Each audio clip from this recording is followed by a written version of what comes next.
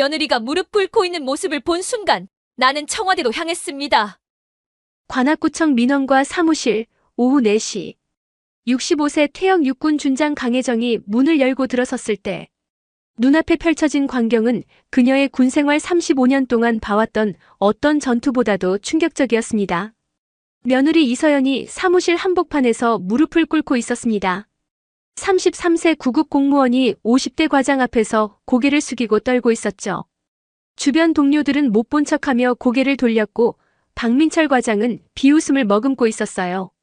이서연 씨, 승진하고 싶으면 자세를 바로 해야지. 이렇게 무릎 꿇고 반성해야 정신이 드나? 박민철의 목소리에는 권력의 오만함이 가득했습니다. 그는 이서연을 내려다보며 즐기고 있었어요.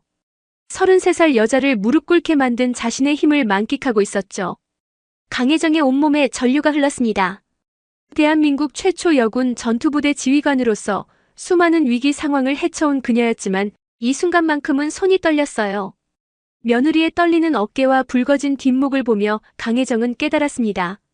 이것은 단순한 직장 갑질이 아니라 전쟁터였다는 것을. 지금 뭐 하시는 겁니까? 강혜정의 목소리가 사무실을 가로질렀습니다.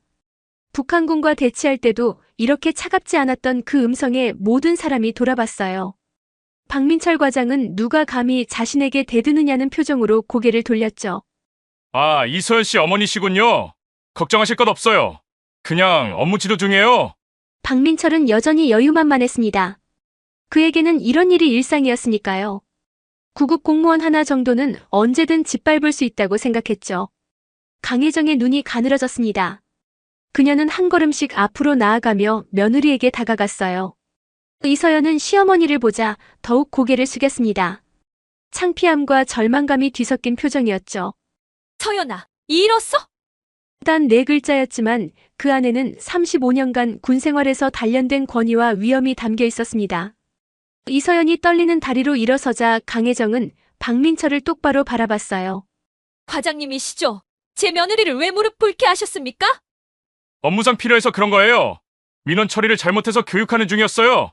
박민철은 당당했습니다. 자신이 옳다고 믿었으니까요.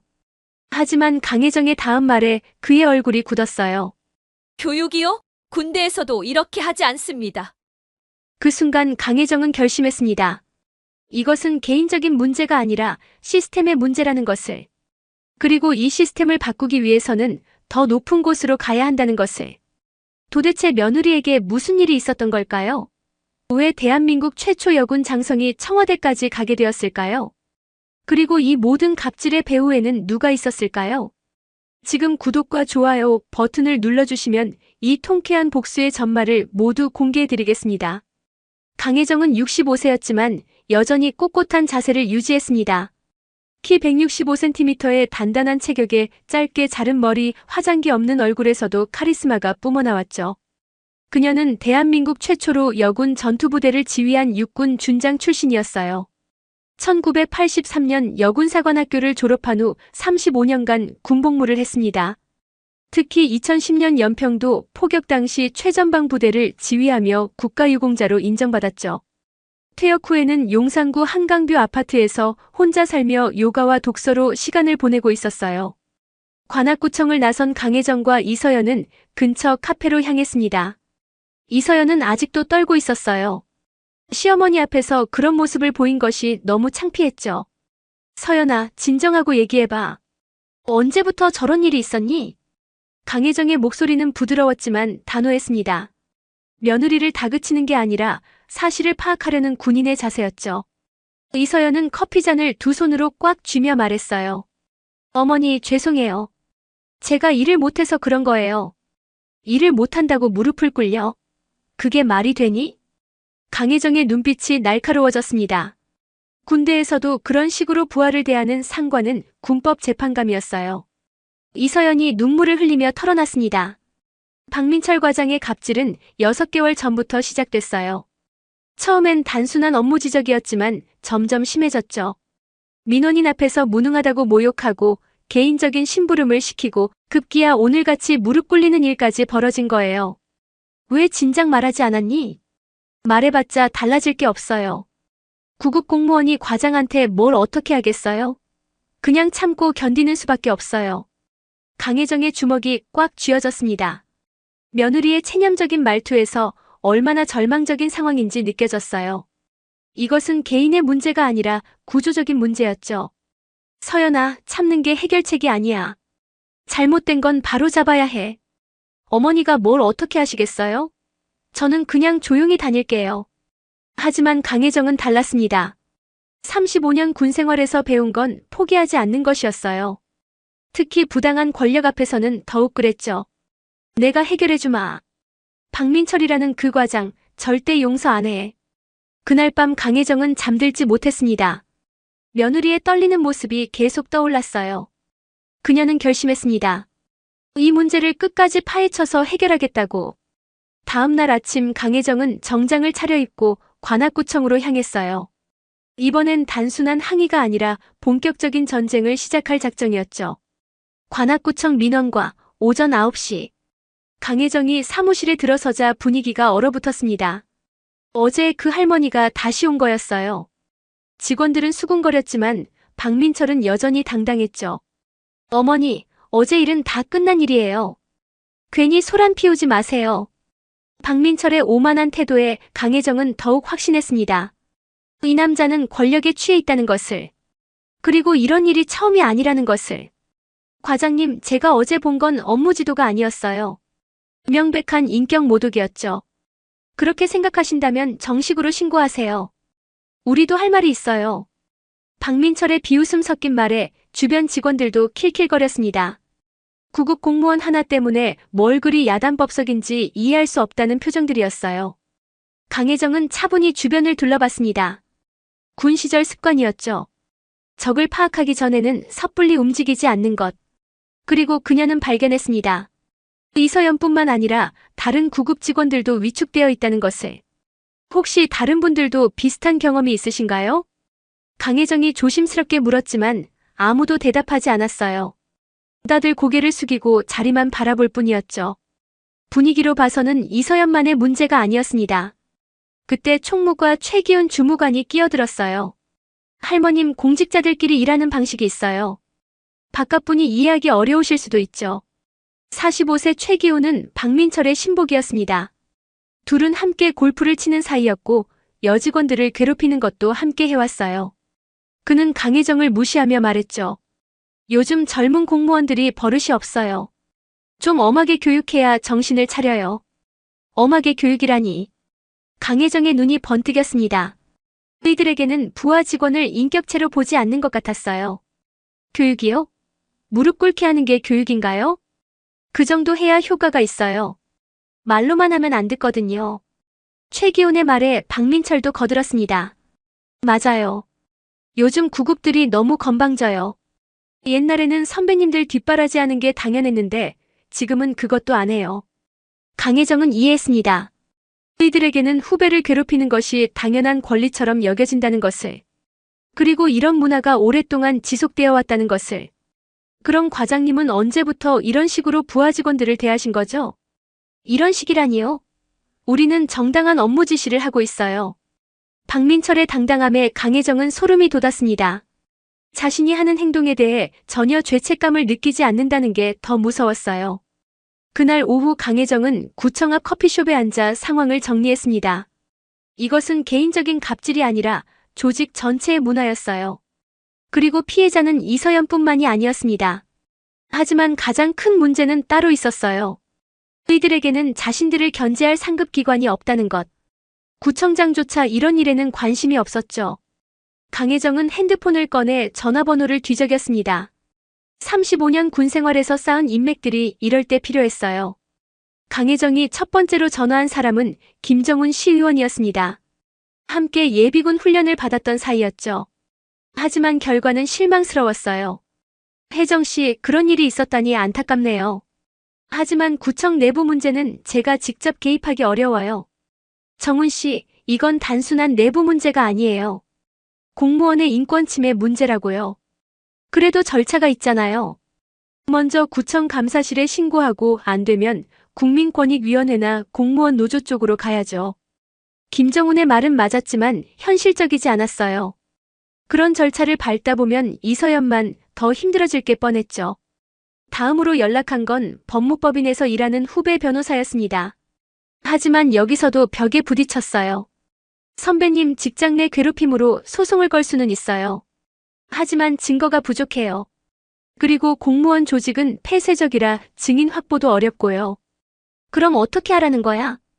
일단 증거를 더 수집하시고 가능하면 다른 피해자들과 함께 집단으로 대응하시는 게 좋을 것 같아요. 강혜정은 답답했습니다. 모든 사람이 절차를 이야기하고 시간을 끌자고 했어요. 하지만 그 시간 동안 며느리는 계속 고통받아야 했죠. 그날 저녁 이서연이 퇴근 후 시어머니를 찾아왔습니다. 얼굴이 더욱 상해 있었어요. 어머니, 오늘 더 심해졌어요. 박 과장이 어제 일로 화가 났나 봐요. 뭐라고 했니? 제가 어머니한테 고자질했다고 하면서 앞으로 더 조심하라고 했어요. 그리고 승진 포기하라고 했어요. 강혜정의 분노가 치솟았습니다. 자신이 나서면서 며느리의 상황이 더 악화된 거였어요. 하지만 포기할 수는 없었죠. 서연아, 며칠만 더 견뎌봐. 내가 반드시 해결해 줄게. 어머니, 그냥 포기하세요. 저는 괜찮아요. 하지만 강혜정은 며느리의 눈빛에서 포기를 읽었습니다. 희망을 잃어가고 있는 거였어요. 이런 상황에서 어떻게 괜찮다고 할 수 있겠어요? 그날 밤 강혜정은 서재에서 오래된 주소록을 꺼냈습니다. 35년 군 생활 동안 만났던 사람들의 연락처가 빼곡히 적혀 있었어요. 그 중에서도 특별한 사람들이 있었죠. 청와대 민정수석실에서 근무했던 동기 한명숙, 국정원에서 일했던 후배 박성민, 그리고 현재 국무총리실에서 일하는 이철호까지. 이들은 단순한 지인이 아니라 함께 국가를 지켜온 동지들이었어요. 강혜정은 결심했습니다. 일반적인 절차로는 해결이 안 된다면 다른 방법을 써야 한다고. 며느리 한 명을 지키지 못하면서 무슨 군인 출신이라고 할 수 있겠어요? 핸드폰을 들고 첫 번째 번호를 눌렀습니다. 한명숙에게였어요. 20년 만에 연락이었지만 목소리는 여전히 반가웠습니다. 혜정아, 정말 오랜만이네. 어떻게 지내? 명수가 도움이 필요해. 정말 급한 일이야. 강혜정의 진지한 목소리에 한명숙도 분위기를 알아챘습니다. 뭔 일인데? 말해봐. 그렇게 강혜정의 본격적인 반격이 시작되었습니다. 한명숙과의 통화에서 강혜정은 충격적인 사실을 알게 되었습니다. 관악구청의 갑질 문제가 이미 여러 차례 제기되었지만 모두 묻혔다는 것이었어요. 혜정아, 그 박민철이라는 사람 알아봤는데 뒷배가 있어. 구청장하고 골프 치는 사이고 시의원 몇 명과도 연줄이 닿아 있어. 그럼 어떻게 하라는 거야? 정면 승부는 힘들어. 하지만 방법이 아예 없는 건 아니지. 청와대 민정수석실에서 관심을 갖게 만들면 돼. 한명숙의 설명을 들으며 강혜정은 깨달았습니다. 이것은 단순한 갑질이 아니라 지역 권력 구조와 연결된 문제였어요. 박민철과 최기훈 같은 중간 관리직들이 이렇게 당당할 수 있는 이유가 있었던 거죠. 다음 날 강혜정은 더 깊이 파고들기 시작했습니다. 관악구청 주변에서 정보를 수집했어요. 예전 군 시절 정보참모로 일했던 경험이 도움이 되었죠. 커피숍에서 만난 전직 구청 직원에게서 충격적인 이야기를 들었습니다. 할머님, 그분들은 몇 년째 그런 식이에요. 특히 젊은 여직원들한테 심해요. 무릎 꿇리는 건 기본이고 개인적인 심부름까지 시켜요. 다른 피해자도 있다는 얘기네요. 많죠. 하지만 다들 말 못해요. 말했다가 더 큰 보복당할까 봐서요. 실제로 몇 년 전에 신고한 직원이 있었는데 결국 그만뒀어요. 강혜정의 분노가 끌어올랐습니다. 이들의 갑질이 어제 오늘 일이 아니었던 거예요. 그리고 피해자들은 모두 침묵할 수밖에 없는 구조였죠. 혹시 그 그만둔 직원 연락처를 알 수 있나요? 글쎄요, 찾아볼게요. 하지만 만나주실지는 모르겠어요. 이틀 후 강혜정은 전직 구청 직원 정미영을 만날 수 있었습니다. 30대 초반의 정미영은 여전히 트라우마에 시달리고 있었어요. 할머님, 저는 3년을 참았어요. 무릎 꿇고 욕먹고 개인 심부름하고. 그래도 공무원이니까 참았죠. 정미영의 눈에는 아직도 공포가 남아 있었습니다. 그런데 신고했다가 어떻게 됐나요? 처음엔 조사한다고 했어요. 하지만 결국 제가 예민하게 받아들인 거라고 결론 났어요. 그 후로 더 심해졌죠. 결국 견디지 못하고 그만뒀어요. 강혜정은 시스템의 한계를 절감했습니다. 내부 고발도 감사도 모든 게 가해자들에게 유리하게 작동하고 있었어요. 정미영 씨, 만약 제대로 된 조사가 이루어진다면 증언해 주실 수 있나요? 정말로 바뀔 수 있다면요. 하지만 또 묻힐 거 아니에요? 그날 밤 강혜정은 한명숙에게 다시 전화했습니다. 명수가 상황이 생각보다 심각해. 피해자가 한둘이 아니야. 그럼 더 좋잖아. 집단 피해 사례가 있으면 청와대에서도 움직일 수밖에 없어.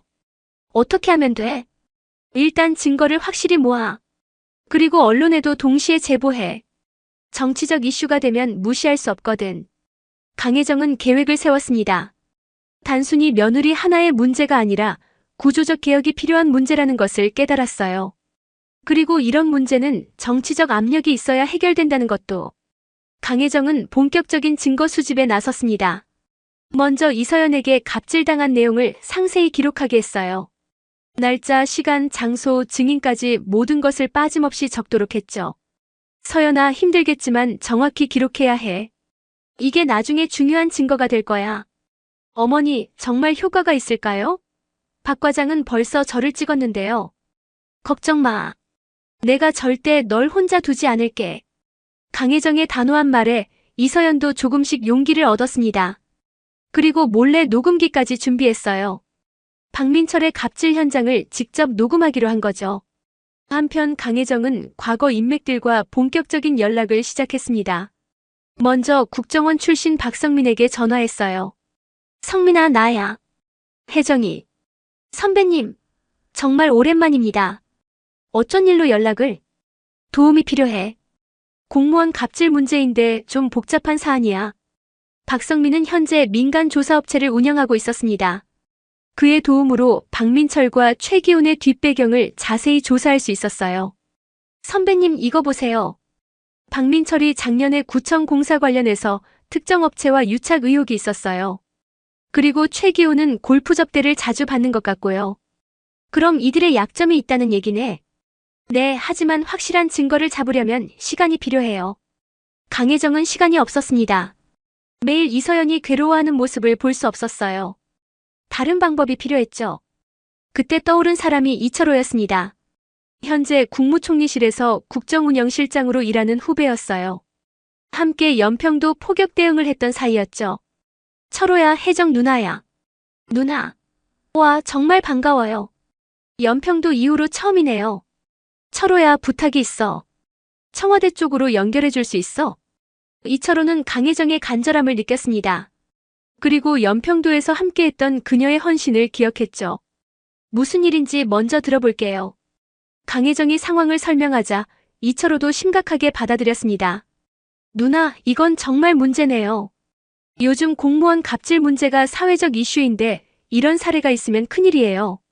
그럼 도와줄 수 있어? 민정수석실로 연결해 드릴게요. 하지만 확실한 증거가 있어야 해요. 청와대도 함부로 움직일 수는 없거든요. 강혜정은 희망을 보았습니다. 드디어 제대로 된 채널을 찾은 거였어요. 이틀 후 이서연이 결정적인 녹음을 성공했습니다. 박민철이 다른 직원들 앞에서 이서연을 굴욕주는 장면이 고스란히 녹음된 거였어요. 이서연 씨, 이런 간단한 것도 못해? 진짜 구급 수준이네. 다시 무릎 꿇고 반성해. 과장님, 다른 사람들이 보는데. 뭐? 부끄러워? 일 못하는 게 더 부끄러운 거지. 녹음 파일을 들은 강혜정은 분노로 온몸이 떨렸습니다. 하지만 동시에 확신했어요. 이제 증거가 확실하다는 것을. 좋아, 이제 청와대로 간다. 청와대 민정수석실, 오후 2시. 강혜정은 정장을 차려입고 청와대 정문 앞에 섰습니다. 35년 만에 다시 찾는 이곳은 여전히 엄숙했어요. 강혜정 준장님이시죠? 민정수석님이 기다리고 계십니다. 안내를 받아 들어선 수석실에는 김민정 민정수석이 앉아 있었습니다. 40대 후반의 그는 강혜정의 명성을 익히 알고 있었어요. 준장님, 연평도 영웅을 직접 뵙게 되어 영광입니다. 과찬입니다. 오늘 찾아온 것은 개인적인 일이지만 국정과도 연결된 문제라고 생각해요. 강혜정이 준비해온 자료를 꺼냈습니다. 이서연의 피해 기록, 녹음 파일, 정미영의 증언서, 그리고 박민철의 유착 의혹까지. 모든 것이 체계적으로 정리되어 있었어요. 김민정 수석이 자료를 검토하며 얼굴이 점점 굳어졌습니다. 이건 정말 심각한 문제네요. 공무원이 이런 식으로 권력을 남용한다니. 수석님, 이것은 개인의 일탈이 아니에요. 구조적인 문제입니다. 그리고 이런 일이 전국 곳곳에서 벌어지고 있을 거예요. 강혜정의 말에 김민정 수석도 고개를 끄덕였습니다. 실제로 최근 공무원 갑질 문제가 여러 차례 제기되었지만 근본적인 해결책이 없었거든요. 준장님, 이 문제를 어떻게 해결하고 싶으신가요? 박민철과 최기훈을 처벌하는 것만으론 부족해요. 전체 시스템을 바꿔야 합니다. 공무원 갑질 방지를 위한 특별감찰 시스템이 필요해요. 김민정 수석의 눈이 번뜩였습니다. 이것은 단순한 개인적 복수가 아니라 정책적 제안이었어요. 준장님의 제안을 검토해 보겠습니다. 하지만 우선 이 사건부터 해결해야겠네요. 그날 오후 청와대에서 직접 관악구청으로 연락이 갔습니다. 구청장실로 긴급 통화가 온 거였어요. 구청장님, 청와대 민정수석실입니다. 귀 구청의 민원과장 박민철 씨 관련해서 시급한 조사가 필요합니다. 구청장의 얼굴이 창백해졌습니다. 청와대에서 직접 연락이 온다는 것은 심각한 문제라는 뜻이었어요. 무슨 일인지 알 수 있을까요? 공무원 갑질 관련 제보가 들어왔습니다. 내일까지 자체 조사 결과를 보고해 주시기 바랍니다. 구청장은 즉시 박민철을 불렀습니다. 평소 당당하던 박민철의 얼굴이 일그러졌어요. 과장, 청와대에서 연락이 왔어. 갑질 문제로. 청와대요? 그게 무슨... 지금 변명은 필요 없어. 일단 오늘부터 대기 발령이야. 같은 시간 최기훈도 똑같은 통보를 받았습니다. 둘의 오만했던 표정은 온데간데 없이 사라졌어요. 그날 저녁 강혜정이 관악구청 앞을 지나갈 때였습니다. 박민철이 구청 뒷문으로 슬금슬금 나오는 모습을 봤어요. 평소의 당당한 모습은 전혀 찾아볼 수 없었죠. 이제 시작이야.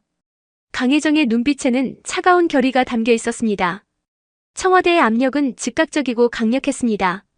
다음 날 아침 관악구청에는 국무조정실 특별감찰반이 들이닥쳤어요.